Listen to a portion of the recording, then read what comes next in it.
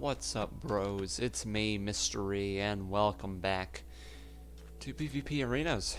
Today, as promised, I am going to showcase all 8 of the fighters, characters, or kits, whatever you want to call them. All 8 of the characters will be showcased today, and I will go over each and every one of them. So, don't think I have anything else to cover, so I'm just going to get right on into it. Basically, how this works is that a character will have armor, a weapon, and then some special ability of some sort, and there are command blocks underneath all of this that will turn on once we hit the pressure plate, and we will get the items of the character. And yeah, that's pretty much it. At first, we only knew the commands to do like basic items like these, and we didn't know that we could add potions. Potions are pretty integral to the Minecraft PvP kind of like the whole thing of it. It's like you always see potions, but we did not know how to add those when we started making the characters. So maybe future characters will have to have potions, but for now, this is what we have. I think it's a pretty good starting point. They're all pretty unique, and I think aside from one of the characters, they're all pretty fun to play as well, which is really the main goal, you know. And as far as balance goes, aside from one character, I think we're all fine and dandy. Anyway, let's get to our first character, Daybreaker. Daybreaker is our golden boy. He's just some basic Bobby, you know. He doesn't have much to him. Basically, he is gold, and that's about it. He's just covered my entire face there. I imagine, because we do have backstories for these characters, very shallow backstories for now, but we do have them nonetheless. His backstory is he likes gold, I imagine, and maybe he's some kind of like some ancient demigod of some sort, maybe some apostle, because you'll find out when we showcase his arena. He's got that kind of like it's kind of a Greek looking arena. I don't know, but that's the kind of thought I get. Maybe it's the golden apple, you know, because that's tied into Greek mythology, right? Right. Yeah. Speaking of which, the golden apple is his special ability, and it just gives you 2 extra hearts, lets you regen faster, gives you extra protection, stuff like that. It's not too broken, you know. It does help, but it's the only thing he can do, so it balances out pretty well. And he also has pretty good armor, so even though he is the first character on the roster, he's going to be pretty decent, you know, because of that extra armor, and you can kind of reset a interaction using the apple. Other than that, that's about it. And a little behind the scenes note, Daybreaker actually, he used to have a bow, but it was a bit too effective against Nightcrawler over there, because in the early days, these were the only 2 characters we had when we were testing this out and seeing if this was like a good idea to put all our building time into. But yeah, we decided to give them the apple in the end because we came up with a character that had the bow and only the bow. So just did that to make this character a bit more unique. Other than that, I think that's it for Daybreaker. So let's move on to Nightcrawler, the antithesis of Daybreaker. And this character is quite something. I'll explain the pumpkin in a bit, but this is their look, and this is their weapon. It is +1 damage higher than the golden sword of Daybreaker, which is +4. The iron axe is +5. +4 is like the baseline for what each character's damage should do. So that's every character should have 4, and if they're like they have some sort of disadvantage to them, maybe give them better attack power on their weapon, which is kind of like what we did with Nightcrawler, because not only are you visually impaired, you have not many options to like outrange an opponent. You're kind of stuck attacking close quarters because the fishing rod doesn't do damage. It only brings people closer to you, and those who may not be up to snuff on their Minecraft PvP may scoff at the idea of using a fishing rod, but I assure you it is very fun to use, and it is very dandy and handy as well. I keep saying dandy for some reason. I guess that's my word of the day. But yeah, that's pretty much it for Nightcrawler. Their backstory, I imagine, is that they're like a Minecraft zombie that has to keep the pumpkin on their head to keep themselves from burning during the day. Maybe something like that. Just some sort of lore reason as to why they have to wear the pumpkin, because you'll quickly find out when you play against a Nightcrawler that is the that is the thing you have to chant. You have to wear the pumpkin, because if you play this character a lot, this effect really messes with your eyes. And my building partner, the friend that is helping me build this, he mains Nightcrawler, and he does not like wearing the pumpkin. I have to remind him, wear the pumpkin, come on, you gotta play fair. Even without the pumpkin, it's not like they're absolutely broken. It's fine to just be gentlemen and agree that you can take your pumpkin off, but it does help to balance the character out pretty well, because they can kill you very quickly with that extra damage. It may not sound like it, even though it's just +1, but it really does make a difference. But besides all of that, I think that's it. Yep. All right. Okay. Finally get to take the pumpkin off. And we'll move on to what we're currently calling Defender. We don't really have a name for this guy yet, so if you think of a better name in the comments, let us know. They have to end in ER. That's the motif we've kind of set up, if you will. But for now, we stuck with Defender because, well, they are defensive. This is the defensive archetype that we have added here, and they have a shield. And little did I know when we added this guy that the shield is like broken. Shields in Minecraft are really broken. There isn't much counterplay to them at all. The only thing you can really do is crouch and walk inside of them and hit them when your Minecraft character is inside of their Minecraft character, which is not, it's not very well, like, it doesn't seem like an intentional thing at all. It just kind of happens. We haven't found much other ways to like counterplay it in the actual game. At first they had an iron hoe, which is +4 damage, which is the baseline, but I gave them a stone hoe for now, just to kind of nerf them a little bit, because the shield is really annoying to deal with. It is fun to play with and kind of block arrows last second, or someone rushes at you and you pop the shield real quick and bounce them back and counterattack, stuff like that. But currently you can just crouch and stay crouched, and there's nothing anyone can do about it besides that tactic I mentioned earlier, but it doesn't really work out, especially if you know how to play around it if you have the shield. So maybe we can enchant it with thorns or something so that you don't use it too often, to where if they hit the shield, you'll get a little bit of damage done to you as well, which discourages spamming it. But I don't really know what other ways we could fix this without just taking the character out. So once again, anyone in the comments that may know how to fix that problem, let us know. But that's about it. As far as lore goes, this character is basically just a medieval knight. I don't really know of much else besides that. Their arena doesn't have much lore per se, but there is, like, I'm not going to spoil it because I want the arenas video to be completely blind, because I do think we have a very good variation in arenas that would be entertaining to see. But it's hard to explain what this character's arena has that is interesting to the lore. I guess it's like the house crest of their medieval thing.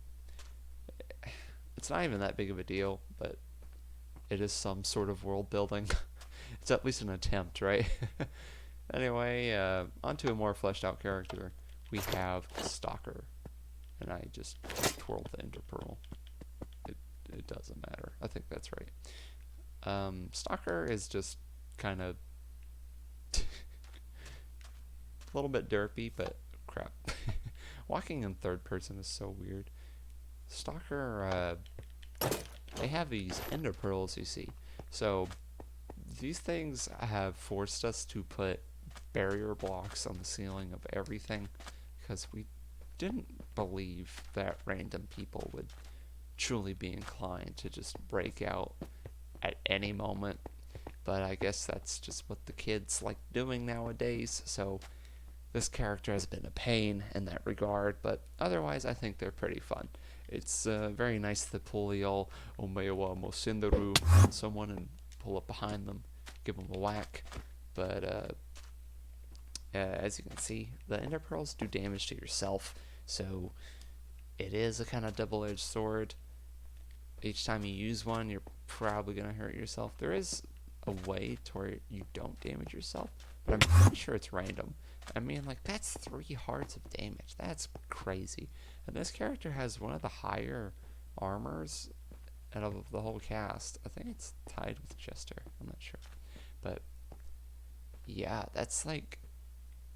That's pretty rough. But there is a lot you can do with them. And like I said, there is a way... there is a way where you don't take damage. But I think it's just randomized, which is pretty lame. And let's move on to the lore. So their weapon is supposed to be a scythe because a hoe is kind of lame. So all of the hoes you see aren't just farming utensils. They're supposed to be scythes because that's at least an attempt at being a cool weapon. And Stalker is a creature of the void, I guess you could say. You can't really talk about their lore without spoiling their stage. Their stage is set in the void itself, and they also live there. They're like a ninja from the void, which which is not an original concept whatsoever. I feel like every like class-based game, like Overwatch or Apex Legends, they have to include the edgy ninja character. But who doesn't love edgy ninjas, right? Like, come on. That's pretty much it, though. It is like I do feel like it is still original, even if the concept in itself isn't original. But maybe that'll be more apparent when you see their arena. But for now, I'm gonna move on to Jäger. Jäger is a German word that means hunter, because I imagine that Jäger hunts things. They have a crossbow that you pull back and you can shoot. You have 10 arrows and only 10 arrows, but if you shoot and it lands on the ground, you can pick the arrow back up to reuse it later. So I do feel like this character has a pretty big skill gap, and you can do a lot of fun things with them. The bow has many uses aside from just annoying people from across the stage. And I do think it's balanced because you have to pull it. You know, you have to find the perfect time to get your arrow ready to shoot, and you can't just spam it. But if you see that someone's running at you, you can pull the arrow back up a bit, and you can hit them a little bit. And if they get on you way too much, you can just hit them with the arrow, and it will bounce them back. Then you can counterattack or back up so you can regen. So I think that's pretty cool. And like I said, they're a hunter. And that's pretty much all we have for the backstory right now. But they do have this turtle's shell, I think is what the item's called. And the reason that is there is because it is green. Because I wanted some diversity in the armor, I guess. So that's why that's there. And it also gives you the perk of being able to breathe underwater, which isn't very useful. It's not gonna be a secret buff to them to make them S tier or anything, but it's a perk nonetheless. Other than that, that's pretty much it for this character. It's a character with a crossbow. There's not much else to say. So let's move on to Firebender, which is kind of similar, but I think has a lot more potential. They are, I imagine, like a zany, just like a chaotic, evil kind of character, like a pyromaniac kind of dude. And they have the basic +4 damage and fire charges. And fire charges are interesting because it's like flint and steel, except you can limit the amount that is placed. So you can do a lot with these. You can either just spam them all at once and then leave them there so that the opponent has to play around them, or you can bait the opponent into coming towards you, and then you place one last second, which gets them into it, or you can place them behind an opponent and then knock them into them. But the thing is, you can just click on them and they go away. It's not that big of a deal. But the fire and hitting them with the sword racks up quite a bit of damage, so they're still a pretty good character. Although it takes some plays to get the potential out of them, you know. But yeah, that's pretty much it. I think I covered just about everything for this character. I think I don't really have a main, but I do think this one is like, I do find myself having a lot of fun playing as this one compared to the others. But yeah, that's pretty much it. I don't have a main, but this character kind of might be my main. I don't know. Yeah, let's just move on to Jester. Jester, I'm pretty sure, has the highest armor out of any character, but they also might have the most useless special ability of the snowball. You can knock people away from attacking you with them if you spam the snowball as they are trying to push you or just like aggro you, like they're all trying to hit you. So you just spam them with snowballs and push them away. Or you can try to hit opponents off the ledge of an arena by spamming snowballs, but that's kind of hard to do. They don't have as much knockback as you would think, and they don't do damage. And if they do, it's only like half a heart. So they're not very useful. But like I said, the armor is very high, and they do have the standard +4 damage on their sword. So I wouldn't say they're terrible. You do have to put in a lot of work to get good stuff to happen with them, but I think all of this is excusable because this was our joke character. If you see a lot of fighting games, it's pretty common for a character to just be the joke character. Like in Super Smash Bros. Melee, for example, the character Pichu literally damages themselves when you do certain attacks. They are pretty bad, and that was the whole point of them. It's just a joke character added in for fun. And then in Skullgirls, there's like this clone character that's a robot of one of the existing characters, and they make these cheesy puns. So I'm pretty sure that's a joke character, but a lot of the characters in that game could be called a joke character because of how funny the designs are. But I'm pretty sure that's an example to use. Anyway, you get my point.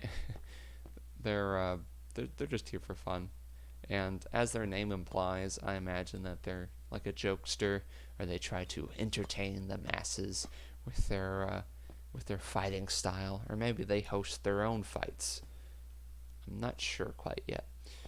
We don't have their arena done yet, so I'm not entirely sure what their whole character should be. And similarly, Armrinder, we don't have their character done, their arena done yet. I do know what we want it to be, but it's not done yet. These are the only two that are left before we have all the arenas done and our first wave of content, I guess you could say. But for now, all we have is Armrinder as himself or herself. I haven't mentioned this, but while each character will have like a gender, like all that kind of stuff, I think some of these books have the height of some characters. I swear that's a thing. I swear it's a, yeah. Like, we're not entirely sure what we're gonna make the backstories, like how deep they're gonna be or not. So, like, all that stuff is pretty subjective, especially considering that I imagine that every single one of these is just like an extension of yourself. Did I say extinction? I meant to say extension. It's just I call most of them he because I'm a he, you know. But I just wanted to point that out because some of these characters, lore-wise, we might make uh, male or female. I think some of these, like I did flip through, yeah, some of these do say female. So uh, I think my partner did most of the books. Yeah, I think he filled out the books. But yeah, that's just a thing I'd like to clarify about that, in case you were wondering. But back to the showcase. This is Omrinder, which I believe is some foreign word for immortal, because they have the power of a second life using the Tome of Undying. Is it tome? Totem. Why did I don't know why I'm very tired, guys. I'm sorry. Basically, if you get hit enough, you'll just come back to life. And while you do have fire protection and protection, I think you have protection as well. Even though you do have some buffs when you come back, you don't have full hearts. You do regen pretty quick though, but at the same time, it's not like it's completely overpowered, and their armor is really low. It's the same as Nightcrawlers, which they're both tied for the lowest, I'm pretty sure. Is theirs lower? Oh, no way. Oh. Okay, yeah, they're tied for the lowest out of all their characters. But the totem is pretty cool. I just really wanted a character that had this because it's a neat feature. And there is a little bit of strategy involved. Obviously, you're always going to have it equipped because there's no reason not to. But say that you want to play really, really aggressive off the start. There's no real consequence to that because you always have a second life later. You can just go into a fight and start hitting your opponent over and over. And even if they kill you, you can just back up after the totem goes off, so you can get your second life and get ready to go again. And maybe you'll have a large advantage over the other player now that you played aggressively. Or you could try to hold on to your life as long as you can, and even if they do take you down once, you'll have the totem to bring you back, and then you can finish them off in kind of a reverse of the previous strategy and just wail on them, adding on to the damage you may have already done. So there is a little bit of strategy, but they are pretty simple. It's about like Daybreaker. It's kind of like a one and done kind of ability, but come on, it's neat, right? It felt like an obligation to add it, just because of how fun it would be. But honestly, that's kind of the mindset we had for all of these characters. It's just, wouldn't that be fun to have? Wouldn't that be cool? Except for this character. I thought it would be fun, but I didn't realize how little counterplay shields have and how not fun they are. But we'll find out a way to make it work. And if it doesn't, we can always just snip, cut them from the lineup. That's it. That is all 8 of the characters. And my voice is about to go out. If you watched this whole video, thank you very much. Thank you so much for watching. And yeah, these are all 8 of the characters in the game. And each character has their own themed arena. So there will be another video showcasing all 8 arenas when they are finished. We still have Omrinders and Jesters to finish. Which I guess to add to it, arm riders will be set in a mansion, and I believe we'll do a carnival of some sort for Jester. I'm not sure. I could do a little sneak peek. I guess I could. What's it matter? Wait, you watched the whole thing. Come on. Gotta give the sneak peek. So this is our arenas hall, and this is the selection to get into each arena. And this is what we have so far, and this is what we will be covering in the next video.